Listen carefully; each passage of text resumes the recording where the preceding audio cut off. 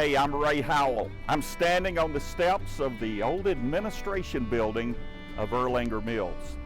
For the better part of the 20th century, Erlanger Mills, along with the furniture factories, provided the economic foundation for Lexington and much of Davidson County. The story of Erlanger Mills is a fascinating story, and it's a story that begins with the railroads. Over 160 years ago, the state of North Carolina announced the beginning of the North Carolina Railroad. It started in Charlotte, went all the way to Goldsboro. It went through Salisbury and Greensboro and to Burlington and to Raleigh and all the way to Goldsboro. It also passed through Lexington. If you have traveled on Amtrak's Carolinian or Piedmont, you've been on most of the old route that was established back in the 1850s. Of course, the Civil War came, and that changed everything in the South. There were some towns that actually developed around the railroad, including Thomasville and the city of Durham. Lexington was already established, but after the Civil War, Reconstruction took its toll. Even though Lexington was on the main line of the North Carolina Railroad, which later became the Southern, in a period of 40 years, there were only 7 major businesses and industries that was established in Lexington. But the largest of those started back in 1885. It was a cotton mill, which became known as Winona Mills. William E. Holt ran a cotton mill in Alamance County. His father, Mr. E.M. Holt, had established one of the first cotton mills in the entire South back in the 1830s. Now, William E. Holt was a cousin of Dr. William R. Holt of Lexington. When Dr. Holt died in 1870, William E. Holt came to Lexington to help settle the estate, and he fell in love with Dr. Holt's beautiful daughter, Amelia. They were married in 1871, moved to Alamance, where they had 8 children, 7 girls and 1 boy. In the summer of 1885, Mrs. Holt and her children came back to Lexington to visit her mother, and she confessed she was homesick for her town of Lexington. She told her husband that she wanted to live in Lexington, and because he loved his wife, he decided to move to Lexington and start a cotton mill here. Now, Mrs. Holt loved the Song of Hiawatha, written by Henry Wadsworth Longfellow, and so therefore, the mill became known as Winona Mills. It was located on the main line of the North Carolina Railroad, which became the Southern. But even though we were on the line of one of the most important railroads in the South, there was still little development in Lexington. But all of that changed at the beginning of the 20th century, when the business people in Lexington learned that there would be a second railroad. It would be known as the Winston-Salem Southbound. It would be 90 miles long, beginning in Winston-Salem. It would go to Albemarle and Wadesboro, where it would intersect with the Atlantic coastline. And it would intersect with the Southern Railroad in Lexington. The businessmen of Lexington said, "Do you realize what a golden opportunity this is? We haven't been active in recruiting business and industry, but now we don't have an excuse, because we will be located at the intersection of 2 major railroads." And so the business leaders of Lexington organized a board of trade. Dr. Buchanan, George Mountcastle, many of the Lexington business leaders of the day gathered together and they talked about what they could do to attract new business and new industry.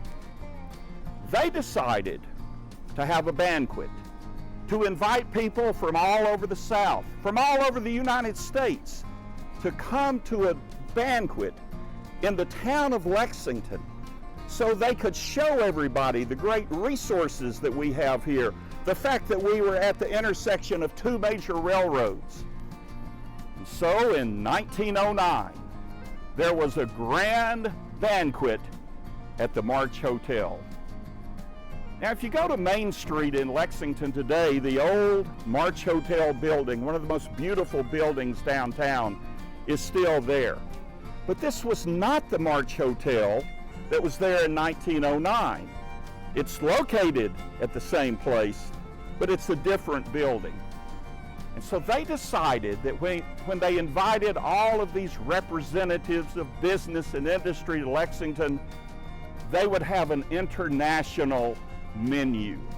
And so they had grapes, they had bananas, they had German dill pickles, they had Saratoga chips, and they had Cuban cigars. The main course? Well, of course you know what it was. It was barbecue.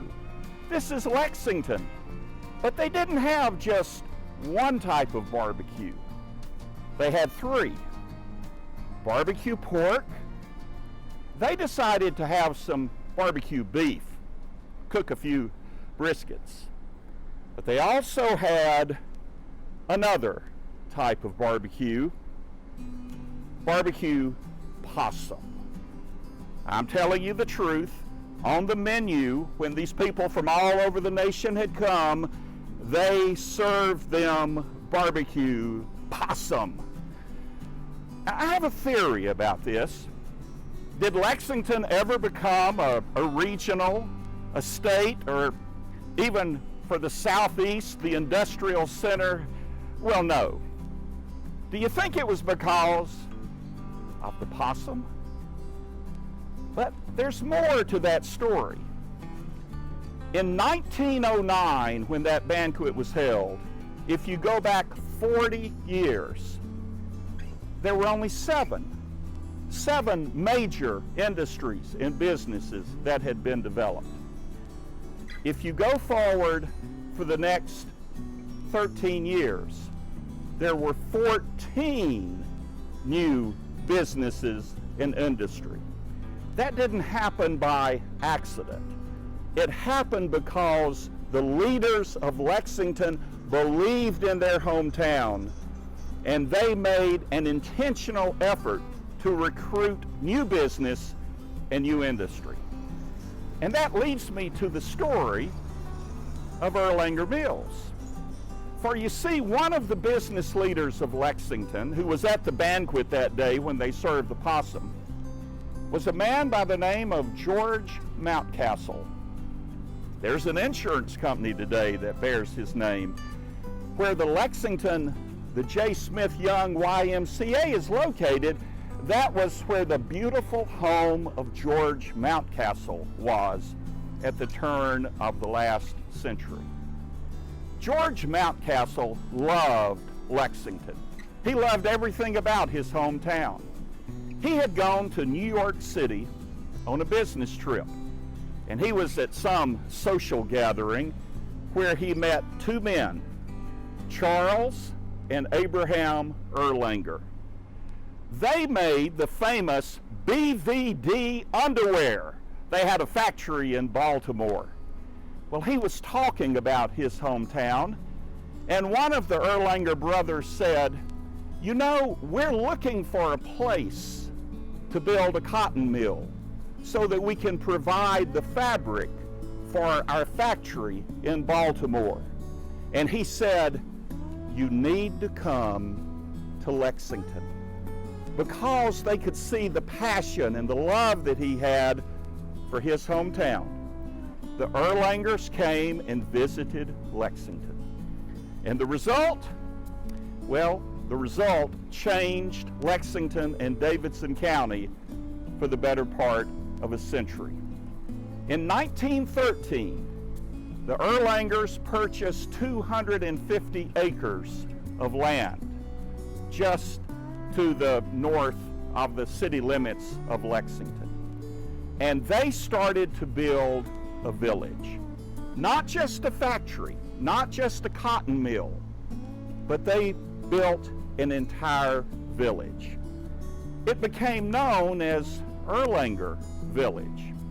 Now, mill villages were very common in the Industrial Revolution at the beginning of the last century, but Erlanger Village is known as one of the best, the most loved and progressive mill villages of its day.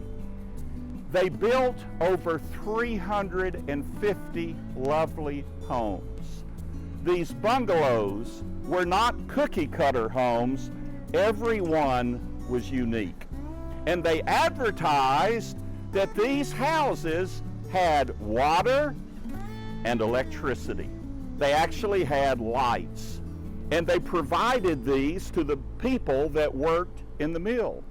It wasn't just the homes. They built a whole village. Now, the Erlangers were Jewish, but they knew the importance of faith. And so one of the first things they did, they built 2 churches in the village of Erlanger. They built a school, actually 2 schools in the village of Erlanger. They provided recreational opportunities. The first YMCA in Lexington was located in Erlanger Village. Erlanger Village was called a village beautiful. And it wasn't just beautiful on the outside. There were 350 of these charming bungalows, and everyone took pride in their home. They had well manicured lawns, they had flower gardens, shrubbery and vegetable gardens.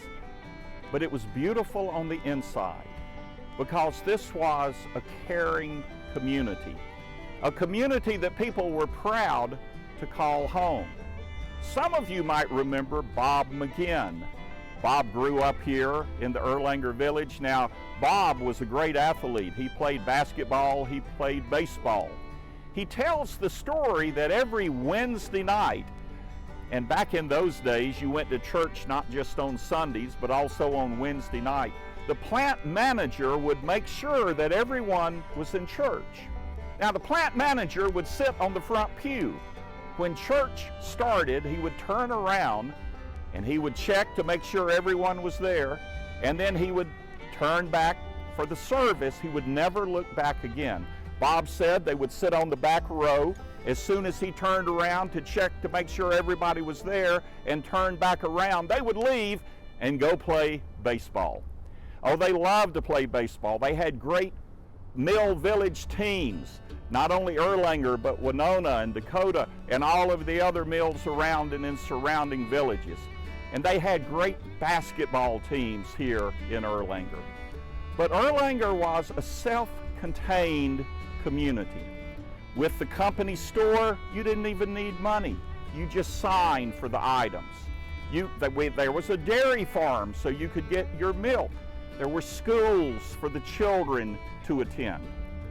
There was a person by the name of Helen Rogers that I knew very well.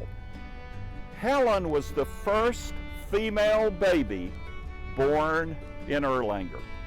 She lived almost all of her life in the same house in which she had been born.